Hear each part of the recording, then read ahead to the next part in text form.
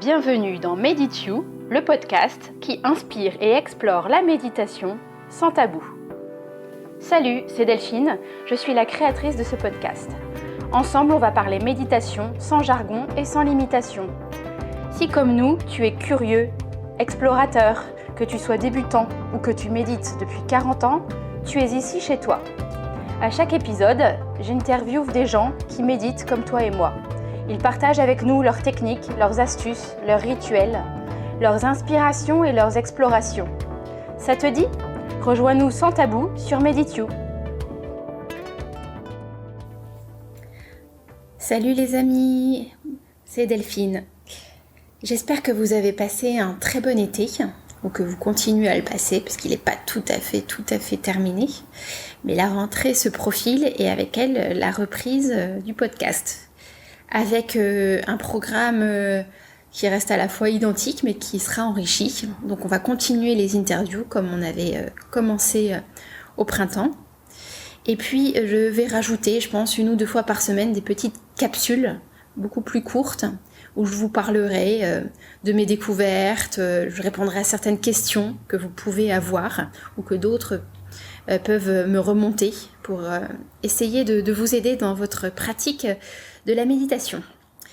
Donc pour commencer cette nouvelle série de petits formats sous forme de capsules, aujourd'hui je voulais vous parler d'un thème qui revient et d'une question qui revient assez souvent. C'est comment rester concentré pendant la méditation.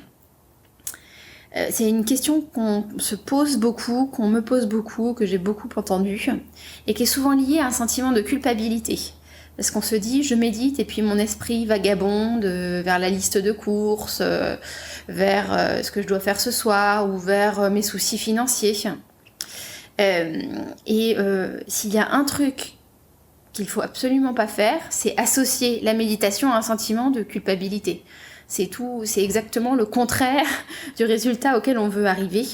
Et tous les interviews que j'ai pu déjà mener puis qu'on fera ensemble dans les prochains mois vont tous dans ce sens-là. La méditation ne vaut que si c'est pour apporter du positif et du concret et pas un sentiment de culpabilité. Donc la première chose que j'ai envie de dire, c'est qu'on va essayer, il y a 2 choses. D'une part, savoir accueillir les distractions et d'autre part, essayer quand même de méditer dans un certain nombre de circonstances qui fait que vous allez être moins distrait. Alors je vais vous donner déjà les petits conseils pragmatiques que j'ai moi mis en place les matins où je me sens pas très méditative ou pas très concentrée. Il y en a 4. La première chose, c'est quand vous êtes dans une période agitée, et la rentrée peut être parfois comme ça, c'est de méditer à un moment où vous êtes dans le calme, typiquement le matin, et d'éviter toute distraction avant la méditation. Ce que je veux dire, c'est que quand on dort, on est au calme, alors sauf si on fait des cauchemars, mais bon, au moment où on se réveille, on est encore dans un état, en fait, on est en onde θ, et donc on est dans un état qui est déjà un peu méditatif, où on perçoit plus de choses. L'idée, c'est de rester dans cet état-là, même quand vous vous le réveillez ou vous vous levez, et d'enchaîner tout de suite sur la méditation à ce moment-là, sans coupure. Donc, en particulier, alors bien sûr, vous pouvez vous lever, aller boire un coup, par exemple, mais très vite enchaîner sur la méditation. Alors, soit dans votre lit, soit à côté, soit dans une pièce qui reste au calme. Pas de coupure, et en tout cas, pas de mail, de messages, pas de téléphone. Donc pas de choses qui pourraient vous distraire sur votre chemin entre votre lit et l'endroit où vous méditez. Donc ça veut dire mettre le téléphone dans une pièce à part. Alors même pour moi, c'est dur, c'est vraiment dur. Je m'y astreins vraiment les périodes où je sens que je suis plus fragile, ou que j'ai l'humeur changeante, ou que je suis plus fatiguée. Je ne prends mon téléphone que parce que ça m'aide dans ma méditation en fait. C'est là où j'ai toutes mes méditations, ou alors mes musiques de méditation, je les mets sur l'iPad et je le mets en mode avion. En tout cas, je n'allume pas mes messages, je ne consulte pas mes mails avant d'avoir fait ma méditation. Ça, c'est la première chose. Éviter toute distraction entre le réveil et au moment où on fait sa méditation. La deuxième chose, c'est de mettre un cadre et d'être intentionnel avec votre méditation. C'est-à-dire que si vous êtes distrait en ce moment, ne vous mettez pas dans une méditation de pleine conscience où vous devez juste faire le vide dans votre tête. C'est évident que ça ne va pas fonctionner. Réservez ça à des temps peut-être plus sereins ou quand vous aurez davantage d'expérience de méditation. Mais mettez un but à votre méditation. Votre but, ça peut être d'avoir plus confiance en vous, ça peut être d'avoir des réponses à vos questions sur telle et telle chose, de vous sentir rassuré, de libérer un blocage émotionnel, je sais pas, mais il y a plein de possibilités. Et YouTube ou d'autres applis de méditation sont pleins de méditations guidées avec un but précis, ou harmoniser vos chakras tout simplement.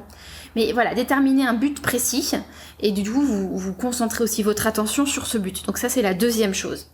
La troisième chose, c'est se faire guider et se faire aider. Je ne répéterai assez jamais, je pense, l'intérêt des méditations guidées, surtout au début. C'est vraiment moi ce qui m'a vraiment persuadée de continuer avec la méditation, c'est ça. Vous êtes dans un cadre, il y a une voix qui vous guide, qui vous guide d'un point A à un point B. Choisissez une voix et des méditations avec un rythme qui vous convienne. Il y en a qui sont très lentes, moi je sais que ça ne me va pas. Il y en a d'autres qui sont plus rapides, une voix masculine, une voix féminine. Choisissez peut-être la veille ou le matin même selon votre inspiration, mais une méditation qui vous prend en charge. En fait, toute l'idée, je viens d'avoir un eureka, toute l'idée c'est de déléguer la concentration pendant la méditation à l'extérieur, que ce ne soit pas votre responsabilité. Donc vous créez un cadre avec une intention, une voix qui vous prend en charge, vous faites pas de distraction pour que vraiment tout soit fait pour que vous puissiez vous concentrer. Et vous déléguez la motivation de la concentration à l'extérieur. Et d'ailleurs mon 4e point va dans le même sens, c'est l'immersion. C'est ce que j'appelle l'opération immersion. Ça veut dire quoi ?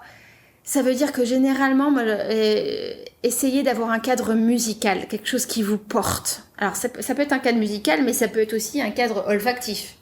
Une bougie, de l'encens, ce que vous voulez. Ça peut être aussi un cadre au toucher, bien sûr, c'est-à-dire le bon fauteuil, le bon soutien, la bonne petite couverture.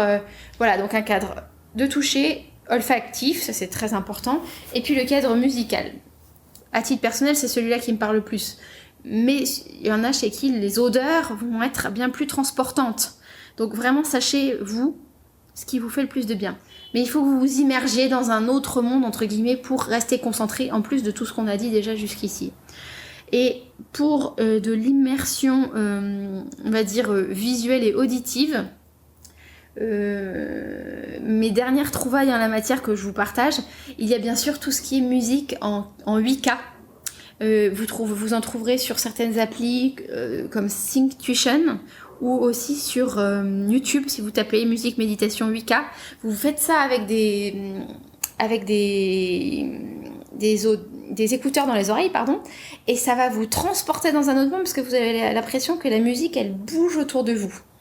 Donc ça c'est vraiment très immersif, je le conseille. Et la deuxième chose, c'est si vous avez un grand écran télé. Je suis pas fan du tout de la télé, j'en ai pas chez moi, enfin j'en avais pas chez moi, mais là dans le logement dans lequel je suis actuellement à Chypre, il y a une grande télé et en fait je fais passer ma méditation de YouTube au grand écran et du coup j'ai des belles images qui s'allument à l'écran. Donc quand j'ouvre les yeux, je vois les belles images de paysages ou de choses comme ça, et j'ai la musique assez fort autour de moi. Et donc là, l'immersion, elle est vraiment totale. Donc j'ai pas de moyen d'échapper en fait à la distraction, et puis même j'ai envie d'être là tellement c'est relaxant. Donc ça vraiment, ce sont les 4 astuces que je peux vous donner aujourd'hui. Vous me direz lesquelles marchent le mieux pour vous. Et alors, la dernière chose, et ce sera ma conclusion pour aujourd'hui, de cette petite capsule conseil, on va dire. La dernière chose, c'est et si la distraction arrive quand même ? Bah oui, évidemment. Bon, on va pas se leurrer, elle va arriver. Partons du principe qu'elle arrive. Il y a des petites distractions qui sont du genre la liste de courses et tout ça. Si ça arrive, ayez toujours à côté de vous de quoi noter. Comme ça, vous notez, vous le mettez sur le papier et c'est fini. Après, il y a les distractions qui sont plus profondes, qui sont des distractions émotionnelles. Donc, des peurs, des obsessions, des ressentis, voilà. Ceux-là, la première chose, c'est que il faut les accueillir. Plus vous les chassez, plus ils vont revenir. Donc, accueillez-les. Même si vous êtes au milieu d'une méditation guidée, vous pouvez même arrêter la méditation, c'est pas grave. Accueillez, c'est-à-dire, je sais que ça peut être pas très concret quand on dit accueillir. Moi, je sais que j'aime bien sortir la peur. Par exemple, mettons une peur. J'imagine que je sors la peur de moi et que je la mets en face de moi. Je la visualise. Quelle forme elle a, comment elle se présente, est-ce que c'est des formes, des couleurs, des gens, des situations. Voilà, je l'accepte en fait. Elle est là et je la remercie d'être là parce que elle va sûrement m'indiquer des choses à travailler sur moi ou des choses qui sont en train de bouger. Elle est porteuse d'enseignement et c'est ça qu'on veut avoir. C'est l'enseignement qui est derrière cette peur. Donc la première chose, c'est de la regarder en face au final, ce qui veut dire l'assumer, l'accueillir, vous appelez ça comme vous voulez, mais c'est vraiment ça. Ne pas avoir peur de la peur ou peur de ce que vous allez voir. Ça, c'est la première chose. Ça peut durer plusieurs minutes, comme ça peut être assez rapide, suivant ce que vous ressentez et l'objet de ce ressenti. Et ensuite, vous allez peut-être pas pouvoir le traiter tout de suite parce que ça peut nécessiter des traitements un peu plus approfondis, mais déjà vous pouvez soit écrire la peur sur votre papier si ça vous soulage, ou aussi lui parler. Déjà la remercier, lui dire aussi que vous avez bien noté qu'elle est là et que vous la traiterez plus tard, à tel moment ou avec l'aide de telle personne, que là vous n'êtes pas en situation maintenant de faire ça, que vous la remerciez vraiment d'être là, mais que vous en prenez bonne note pour un peu plus tard et que maintenant vous souhaitez vous concentrer sur votre méditation pour bien vivre votre journée, mais que vous l'accueillez pleinement. Voilà, c'est pour donner à votre peur le sentiment d'avoir été accueilli et entendu. Mais vous la mettez pour l'instant en attente, comme sur une liste d'attente, mais qui est effective, hein, et vous y revenez plus tard. Mais dans votre méditation, pour accueillir tous les bénéfices de la méditation, vous mettez cela de côté. Voilà, bah écoutez, j'espère que vous allez pouvoir tenter, notamment mes petites astuces pour vous immerger, vous rester guidé pendant vos méditations.